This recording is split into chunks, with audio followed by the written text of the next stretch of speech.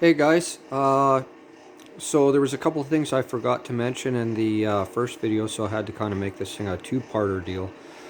Anyways, the two things I was going to mention, and I think they're kind of important as well. So the first one is I get asked often, do I cover my car? Do I store the car with a cover on it? And I have in the past. I do have a good quality car cover that's breathable.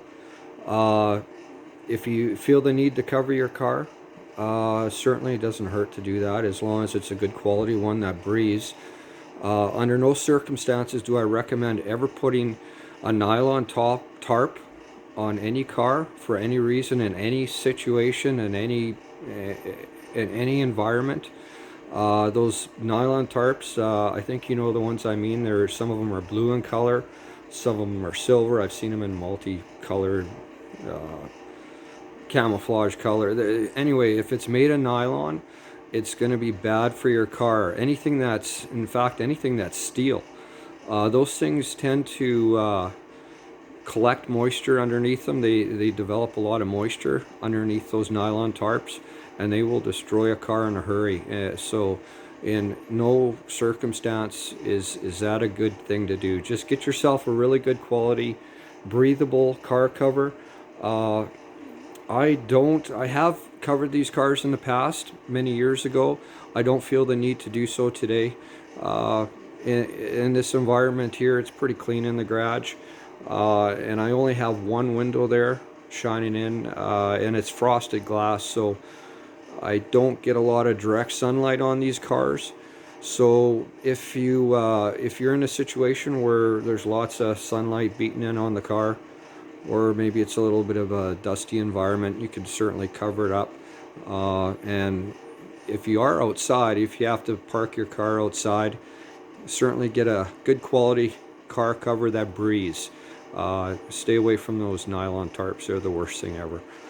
The other thing I forgot to mention in the first video was tire pressures. Make sure all your tire pressures are pumped up. These tires here, they're just radials, they're nothing special on the Chevelle. Uh, I run these at about between 32 and 35 psi, and I pump them up right before I store the car for the winter. This one down here, this is a little different deal. The newer cars, uh, this is also a standard load radial tire, and these things. Now, one mistake I see a lot of people make with tires today. Back in the day, your bi-ply tires used to have a operating pressure on the side of them, and that's no longer the case today. People tend to look at the side of tires and air them up according to the max pressure. Well, you don't want to ever run your tires at max pressure if you can help it. These new cars today, they all have a little placard inside the driver's door.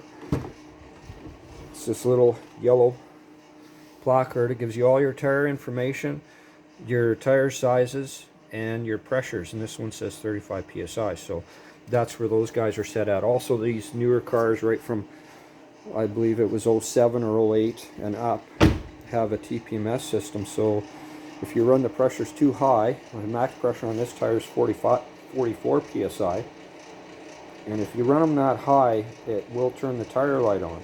The TPMS system is your tire pressure monitoring system. So if you run 25% higher than the recommended 35 on the door, it will set the light off. Also, if you run them too low, it will also set the light off. So the recommended pressure on this specific car is 35 psi. But all your cars have that information decal on the inside of the driver's door, so look for that. And that's about it, guys. I hope I helped somebody uh, with storing their cars. Like I said before, storing a car for a long period of time is not good for it, so I'm not going to guarantee you that you're not going to have problems in the spring. These cars are full of different kinds of fluids, and things dry up over time. Seals shrink and get hard, and gaskets as well, and all those fluids want to find their way out of the thing. So if you follow these few simple steps, I guarantee you'll be able to, hit the key in the spring and be able to enjoy the thing. Yeah, other than that, now tires, a lot of people like to jack their vehicles up and store them on jack stands to keep the tires off the ground. I have done that in the past. I also, when parking on concrete or on dirt, people tend to like to park their vehicle on, plywood or blocks of some kind just to keep the tires off the ground. Concrete is one for sucking moisture out of things. It will do that to tires, but I've done both. I've tried both, and I can't honestly say there was any benefit to doing that. I just park them the way you see them here today, and it seems to work out fine for me. Sometimes your tires will flat spot a little bit, but after a few miles of driving, that should disappear. They should get round again after you start driving it. So anyway, that's that just about covers it. That's part two to the whole deal. So nothing I've given you is really difficult to do. Clean the car, gas it up, change the oil, grease it, check all your fluids, air up the tires, and tend to your battery. And do that whichever way you it works for you. Either use a tender, a charger, or take the thing right out.